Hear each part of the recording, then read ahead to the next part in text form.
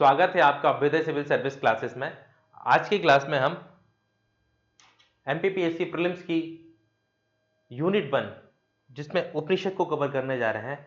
आपको बता दूं मैं यहाँ हम एमपीपीएससी प्रीलिम्स के जो सारे टॉपिक हैं उनको कवर करेंगे और उनको कवर करने की कंटेक्स्ट में हम देखें तो उपनिषद की जो थ्योरी वाला लेक्चर है हम ऑलरेडी कंडक्ट कर चुके हैं, जिसमें मैंने एमपीपीएससी या इस टॉपिक की जो थ्योरी है उसको एमपीपीएससी के अकॉर्डिंग आपको बताया हुआ है कि किस तरीके के क्वेश्चन वहां से बन सकते हैं। उस कंटेक्स्ट में थ्योरी को समझाया हुआ है, बल्कि उससे ज्यादा समझाया हुआ है।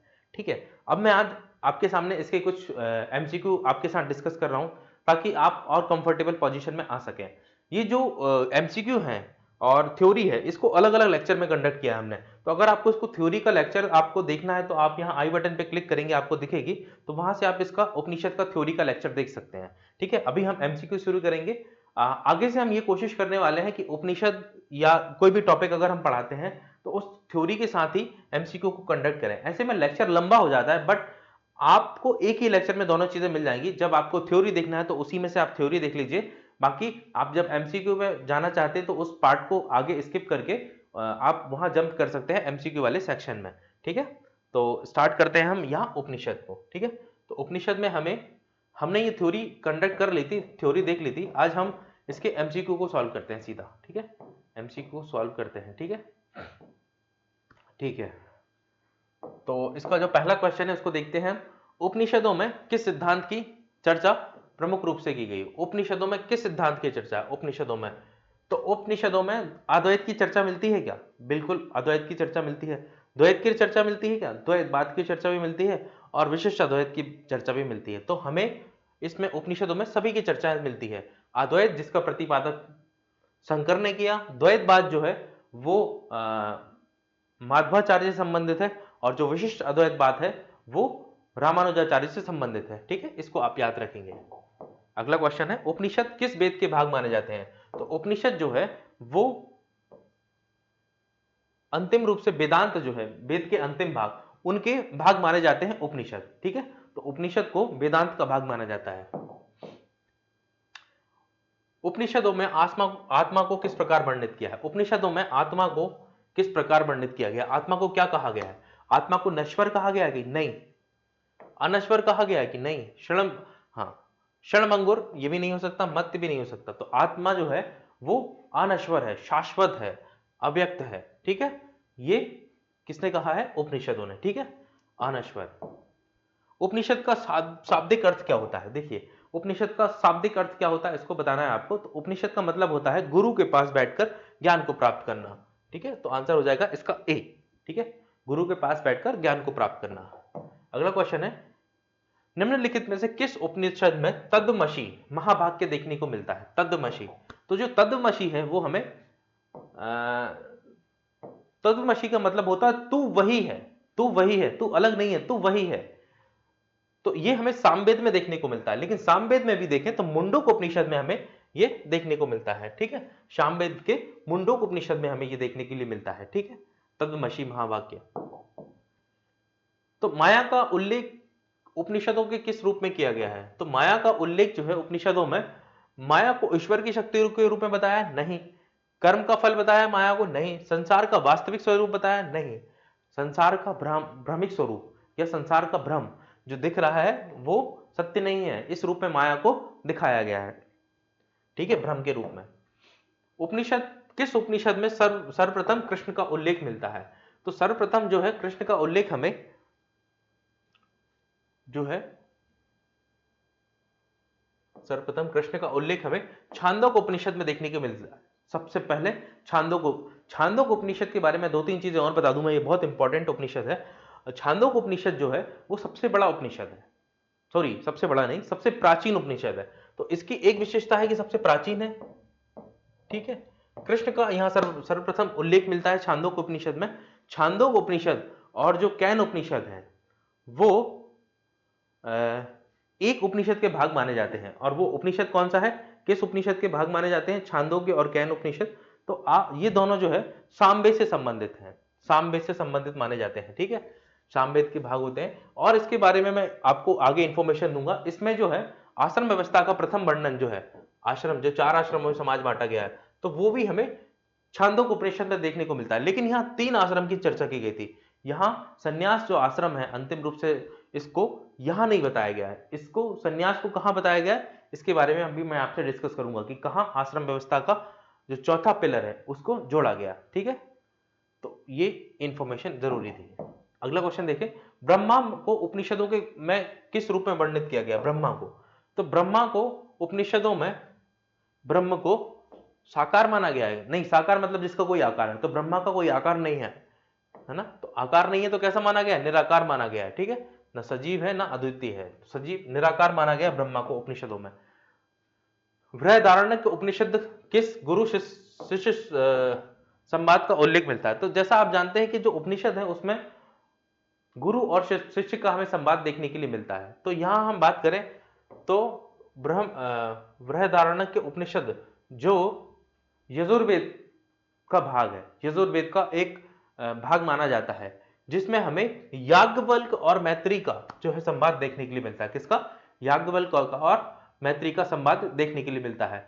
नचिकेता और यमराज का जो है हमें कट उपनिषद में देखने को मिलता है।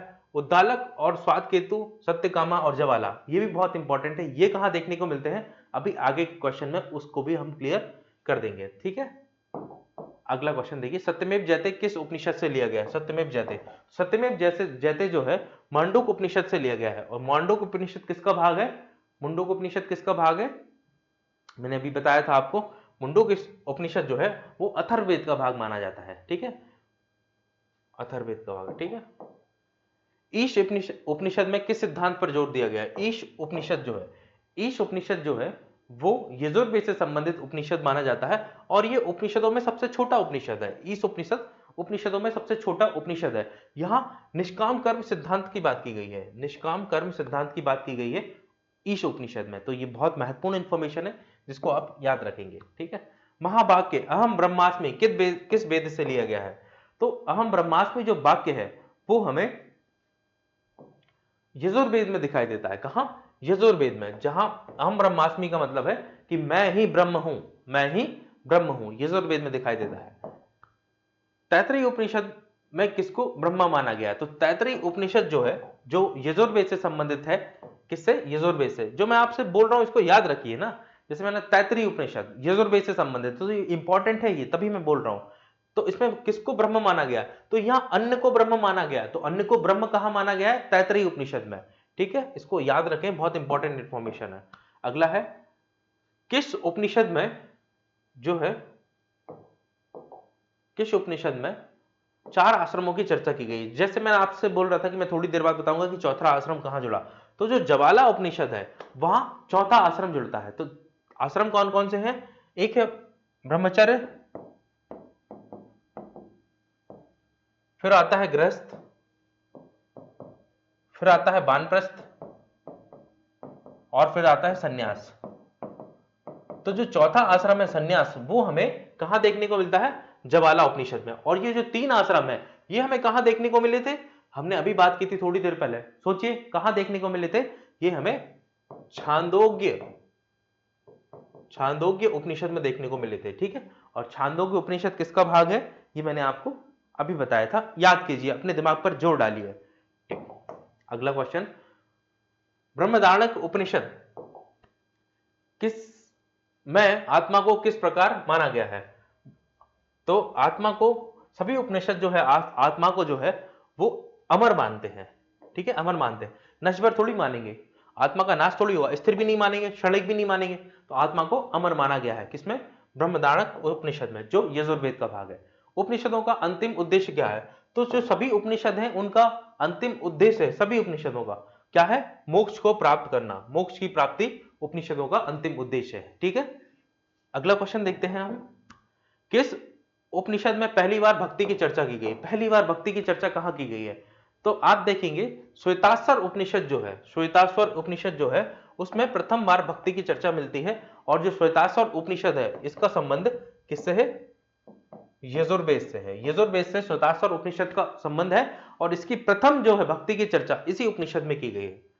अगला क्वेश्चन देखते हैं, उपनिषदों में ब्रह्मा और आत्मा के संबंध में किस महावाक्य को व्यक्त किया गया?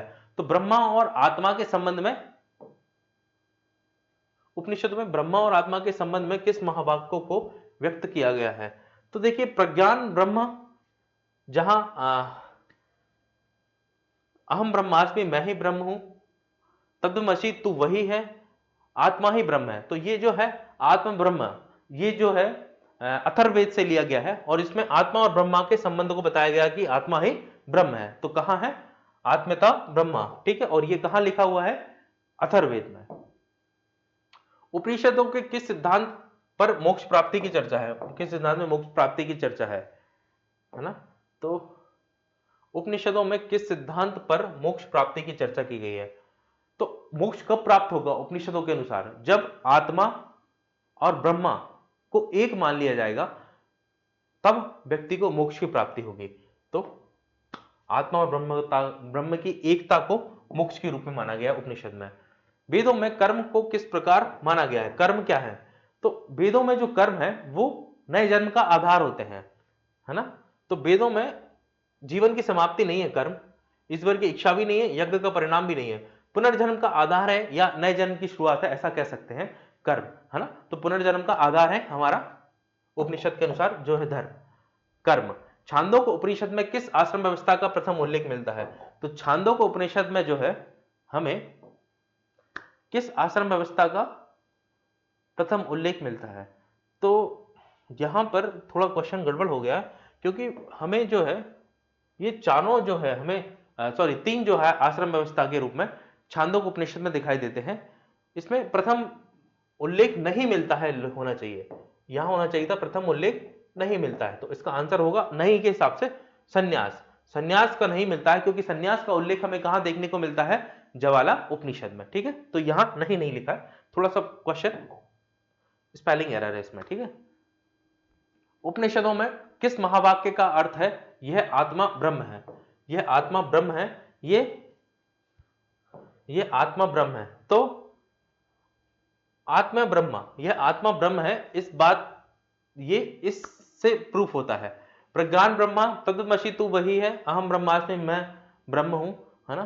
तो ये इनके फर्क है, ये अलग अलग लिखे गए। इससे संबंधित एक क्वेश्चन आएगा कि जो प्रज्ञान ब्रह्मा है ये कहां से लिया गया है, तत्वमसि कहां से लिया गया है, अयम आत्म ब्रह्म कहां से लिया गया, अहम ब्रह्मास्मि कहां से लिया गया है? तो ये क्वेश्चन में मैं आपको सॉल्व भी कराऊंगा, ठीक है।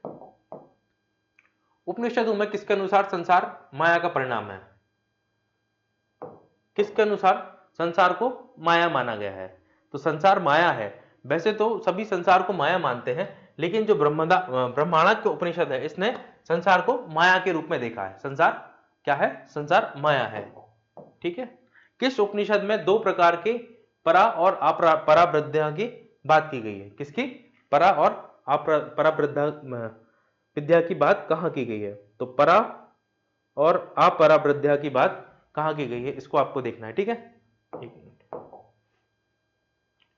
किस प्रकार के दो ज्ञान है, परा और अपरा विद्या? ये आपको जो है मुंडक उपनिषद में देखने को मिलेगा, जो अथर्ववेद का भाग है, ठीक है।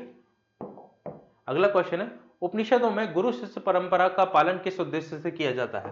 तो गुरु शिष्य परंपरा का जो पालन है वो यज्ञ की विधि सीखने के लिए नहीं किया जाता, ईश्वर के दर्शन को प्राप्त करना ये भी नहीं है, समाज सेवा भी नहीं करना, आत्मज्ञान को प्राप्त करने के लिए जो है गुरु शिष्य परंपरा का पालन किया जाता है, ठीक।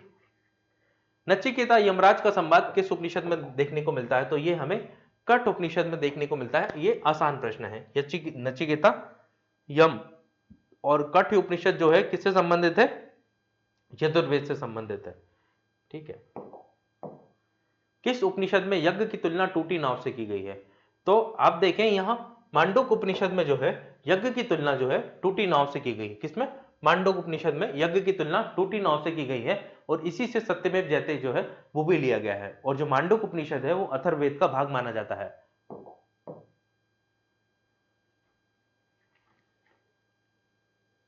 एक सेकेंड,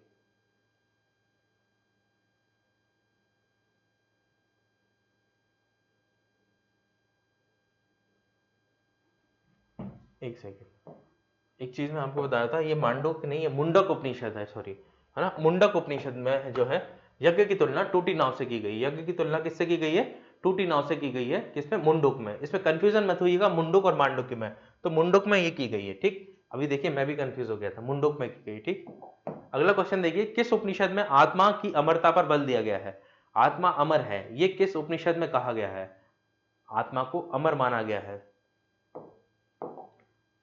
तो आत्मा की अमरता की जो बात है हमें वो ऐतरेय उपनिषद में देखने को नहीं मिलती है, मुंडोक में भी नहीं मिलती है। कैन उपनिषद में जो है आत्मा को अमर माना गया है, जो यजुर्वेद का हिस्सा है, आत्मा को यहां अमर माना गया है। अगला क्वेश्चन देखिए, किस उपनिषद में मोक्ष का प्रथम वर्णन मिलता है? तो मोक्ष के बारे में हमें पहली बार जो है वो श्वेताश्वर उपनिषद में देखने के लिए मिलता है। किसमें? श्वेताश्वर उपनिषद में देखने के लिए मिलता है मोक्ष को। ठीक है, तो भक्ति की पहली बार चर्चा और मोक्ष का प्रथम वर्णन जो है हमें श्वेताश्वर उपनिषद में ही देखने को मिलता है। प्रथम वर्णन, मोक्ष का प्रथम वर्णन कहां? श्वेताश्वर। और इसी में जो है भक्ति की प्रथम चर्चा भी देखने को मिलती है इसी उपनिषद में। भक्ति की प्रथम चर्चा यही देखने को मिलती है। और इसमें आपको बता दूं, जो श्वेताश्वर उपनिषद है वो यजुर्वेद का भाग है। ठीक, छांदोग्य उपनिषद में किस महावाक्य का उल्लेख किया गया है? तो छांदोग्य उपनिषद जो है उसमें आप देखें तदमसी का उल्लेख किया गया है। छांदोग्य उपनिषद जो है सामवेद से संबंधित है और इसमें जो है तदमसी तो वही है, इस महावाक्य का उल्लेख किया गया है, तदमसी। ठीक है, आश्रम व्यवस्था का पहला विस्तृत उल्लेख किस उपनिषद में किया गया है? तो आश्रम व्यवस्था का पहला उल्लेख जो है हमें आश्रम व्यवस्था का, वो हमने इस क्वेश्चन को पहले भी सॉल्व किया है, छांदोग्य उपनिषद में देखने को मिलता है। ठीक, अगला क्वेश्चन है, कौन सा उपनिषद निष्काम कर्म का सिद्धांत प्रतिपादित करता है? तो निष्काम कर्म के सिद्धांत को ईश उपनिषद में दिया गया है, इसकी हम चर्चा कर चुके हैं। ब्रह्मचर्य, गृहस्थ और आश्रम का प्रथम उल्लेख कहां मिलता है ना? तो छांदोग्य में मिलता है, ये रिपीटेड क्वेश्चन है। किस उपनिषद में इसको सबसे प्राचीन माना गया? सबसे प्राचीन उपनिषद किसको माना गया है? तो छांदोग्य उपनिषद है वो सबसे प्राचीन उपनिषद है, और जो ब्रह्मदारण्यक उपनिषद है ये सबसे बड़ा उपनिषद है। तो दोनों चीजें याद रखिए, सबसे पुराना छांदोग्य और सबसे बड़ा ब्रह्मदारण्यक। और सबसे छोटा कौन सा? ईश उपनिषद। ईश क्या है? सबसे छोटा। ठीक, सबसे छोटा ईश। ये सारी इंफॉर्मेशन याद रखेंगे। प्रज्ञान ब्रह्म महावाक्य कहां से लिया गया है या क्या अर्थ क्या है? तो प्रज्ञान ब्रह्म जो महावाक्य है वो हमें ऋग्वेद में देखने को मिलता है और इसका अर्थ है चेतना ही ब्रह्म है। चेतना ही ब्रह्म है, इसका अर्थ ये होता है, ए चेतना ही ब्रह्म है। ठीक, अगला क्वेश्चन है, उपनिषद है और उनको मिलाना है। ठीक है, किस बेस से संबंधित है? तो ऐतरेय उपनिषद जो है, ऐतरेय और कौशिकी जो उपनिषद है वो हमें ऋग्वेद से संबंधित दिखते हैं। ईश उपनिषद जो है वो हमें यजुर्वेद से संबंधित देखने को मिलता है। कैन और छांदोग्य उपनिषद जो है हमें सामवेद से संबंधित मिलते हैं। मुंडक और प्रश्न उपनिषद जो है हमें अथर्ववेद से देखने को मिलते हैं, है ना? तो ये सारी की सारी जोड़ी ठीक है। ठीक है, सारी जोड़ी ठीक है ये। अगला है उपनिषद और उनके विषय को मिलाइए। ठीक है, तो मुंडक उपनिषद में यज्ञ की तुलना टोटी नाव से की गई है, बिल्कुल ठीक बात है। ब्रह्मदारण्यक उपनिषद में आत्मा और ब्रह्म की विस्तृत चर्चा की गई है, ये भी बिल्कुल ठीक बात है। श्वेताश्वर उपनिषद में भक्ति और मोक्ष का प्रथम वर्णन मिलता है हमें, ये भी बिल्कुल ठीक बात है। और तैत्तिरीय उपनिषद में जो है वो जो यजुर्वेद का भाग है उसमें अन्न को ब्रह्म कहा गया है। ऐसा क्वेश्चन भी हमने सॉल्व किया है। तो ये चारों ही बात अपने आप में ठीक है। ठीक है, फिर से देखते हैं अगला क्वेश्चन, रिपीट क्वेश्चन है ये। अगला क्वेश्चन देखते हैं, यहां कुछ महावाक्य दिए गए हैं और उनके अर्थ को बताया गया है। तो प्रज्ञान ब्रह्म है जो ऋग्वेद से लिया गया है, जिसका अर्थ है चेतना ही ब्रह्म है, बिल्कुल ठीक बात है। अहम ब्रह्मास्मि जो यजुर्वेद से लिया गया है, जिसका अर्थ है कि मैं ब्रह्म हूं, बिल्कुल ठीक है। तत्वमसि जिसका अर्थ है तू वही है, जो सामवेद से लिया गया है, जिसका अर्थ है सामवेद से लिया गया। और सामवेद में भी देखें तो छांदोग्य उपनिषद से लिया गया है, तू वही है। और अयमात्मा ब्रह्म, यह आत्मा ही ब्रह्म है, ये हमें अथर्ववेद में देखने को मिलता है, जिसका अर्थ है आत्मा ही ब्रह्म है। तो चारों चीजें ठीक है। गुरु और शिष्य संवाद के संबंध में हमें मिलाना है कि कौन से उपनिषद में कौन सा संवाद देखने को मिलता है। तो यम और नचिकेता का जो संवाद है वो हमें कठ उपनिषद में देखने को मिलता है, बिल्कुल ठीक है। याज्ञवल्क्य और मैत्री का जो संवाद है हमें ब्रह्मदाण्डक्य उपनिषद में देखने को मिलता है, बिल्कुल ठीक है।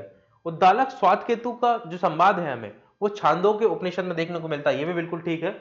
और सत्यकाम जवाला का जो संवाद है वो जो है हमें सत्यकाम जवाला का जो संवाद है वो छांदोग्य में नहीं मिलता है, वो सत्यकाम जवाला का जो संवाद है वो जावल उपनिषद में देखने को मिलता है।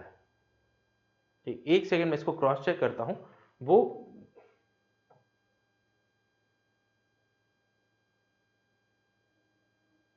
सत्यकाम जवाला, हाँ ठीक है, सत्यकाम जवाला जो है वो भी हमें छांदोग्य उपनिषद में ही देखने को मिलता है, ये ठीक है ना, छांदोग्य उपनिषद में देखने को मिलता है, मतलब ये चारों ठीक है ना। तो इन चारों को आप याद रखेंगे, ठीक है, इन चारों को याद रखेंगे। यहां उपनिषद लिखे उनकी विशेषताएं लिखी हुई हैं, इनको देख लेते हैं, ठीक है, उनको मिलाना है हमें। तो ईश उपनिषद में कृष्ण का प्रथम उल्लेख मिलता है, ईश उपनिषद में, ठीक है। कट उपनिषद में निष्काम कर्म का सिद्धांत दिया गया है। मुंडोक उपनिषद में यम नचिकेता संवाद देखने को मिलता है, बिल्कुल ठीक है। छांदोग्य उपनिषद में ब्रह्मा के दो स्तर अपरा और परा विद्या को बताया गया है। भक्ति और मोक्ष की चर्चा जो है श्वेतांबर उपनिषद में की गई है, ठीक है। और कृष्ण का प्रथम उल्लेख जो है हमें ईश उपनिषद में देखने को मिलता है, ये भी बिल्कुल ठीक है, ठीक है। ब्रह्मा के दो स्तर अपरा और परा विद्या की व्याख्या की गई है, यहां कुछ गड़बड़ है। ब्रह्मा के दो स्तर परा और अपरा की बात कहां की गई है?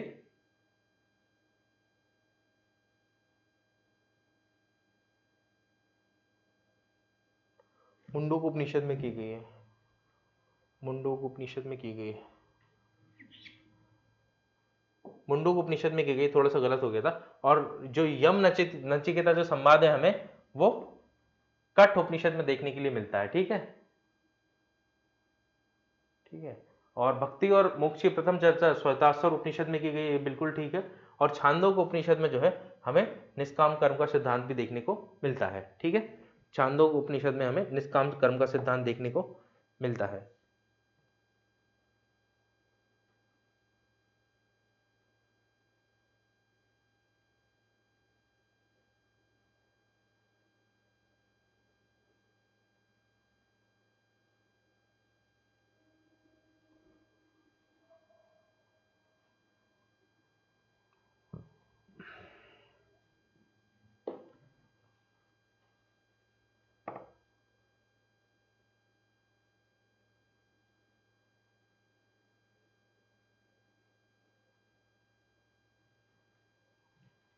ठीक है, यहाँ थोड़ा सा गड़बड़ हो गया, इसको एक बार मैं फिर से आपको बताता हूँ, ठीक है, थोड़ा कन्फ्यूजन है यहाँ। देखिए ईश उपनिषद जो है, ईश उपनिषद उसमें हमें कर्म सिद्धांत देखने के लिए मिलता है, निष्काम कर्म का सिद्धांत देखने के लिए मिलता है, इसकी मैंने आपसे चर्चा की थी, ठीक है। कट उपनिषद में जो है यम नचिकेता अनुवाद का जो संवाद हमें देखने को मिलता है, ठीक है। मुंडोक उपनिषद जो है, मुंडोक उपनिषद में जो है ब्रह्मा के दो स्तर परा और अपरा विद्या की व्याख्या की गई है, ठीक है, मुंडोक उपनिषद में, ठीक है। जो छांदोग्य उपनिषद है उसमें कृष्ण का हमें सर्वप्रथम उल्लेख मिलता है, किसमें? छांदोग्य उपनिषद में। और श्वेताश्वर उपनिषद जो है यहाँ भक्ति और मोक्ष की प्रथम चर्चा की गई है, ठीक है। तो ये इस प्रकार है, ठीक है, थोड़ा सा इसमें करेक्शन था, इसको देख लीजिएगा, इस तरीके से आपको इसको याद रखना है, ठीक। तो ये हमारे जो है क्वेश्चन हो जाते हैं कंप्लीट, ठीक है। तो ये हमने जो है उपनिषद की चर्चा की आज। हमने जो उपनिषद के क्वेश्चन थे, कुछ इंपॉर्टेंट क्वेश्चन इनको देखा, आप इनको बार बार प्रैक्टिस कीजिए, है ना। हम मिलते हैं अगले लेक्चर में किसी नए टॉपिक के साथ, ठीक। Thank you so much for discussion.